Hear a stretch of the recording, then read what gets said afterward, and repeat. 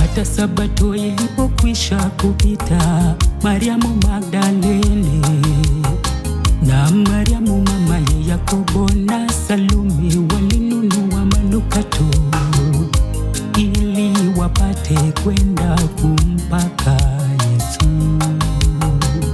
Hata alfajiri mapema siku ya kwanza ya juma, wakaenda kaburini jua lilipoanza kuchomoza.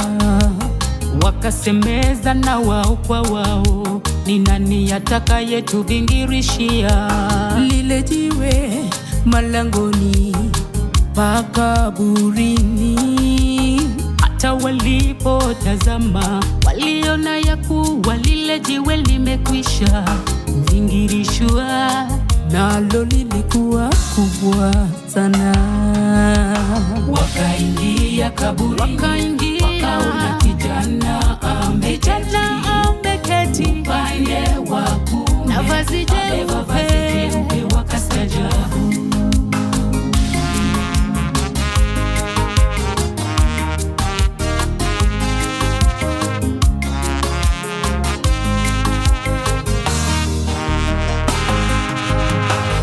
Naye akawaambia, msistaajabu, mnamtafuta Yesu Mnazareti aliyesulubiwa.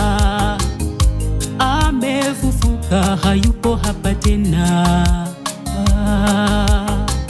Patazameni mahali walipomweka. Enendeni, hayupo tena hapa. Amefufuka, hayupo hapa tena. Yesu amefufuka, ameshinda kifo. Yeye ni mshindi, Mwana wa Mungu ni mshindi. Yesu amefufuka, ameshinda kifo. Yeye ni mshindi, yeye ni Mwana wa Mungu, Mwokozi wa dunia yote.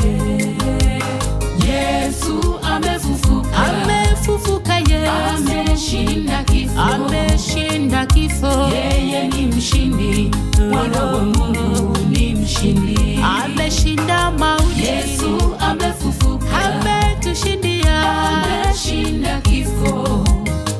Yeye ni Mwana wa Mungu, Mwokozi wa dunia yote.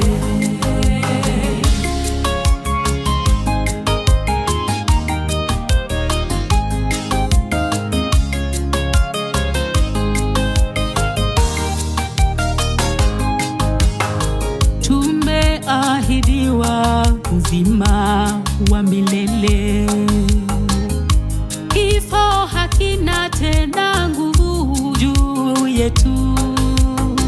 Yesu amefungua minyororo za Shetani ili tuishi maisha mapya yenye haki.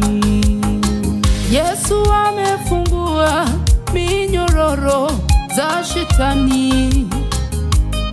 Tuko huru, sisi tuko huru. Yesu ndiye mwenye mamlaka juu ya vitu vyote. Yesu amefungua minyororo za Shetani. Tuko huru, sisi tuko huru. Yesu ndiye mwenye mamlaka juu ya vitu vyote. Yesu amefufuka, ameshinda kifo. Yeye ni mshindi, Mwana wa Mungu ni mshindi. Ameshinda mauti. Yesu amefufuka, ametushindia. Ameshinda kifo. Yeye ni Mwana wa Mungu, Mwokozi wa dunia yote.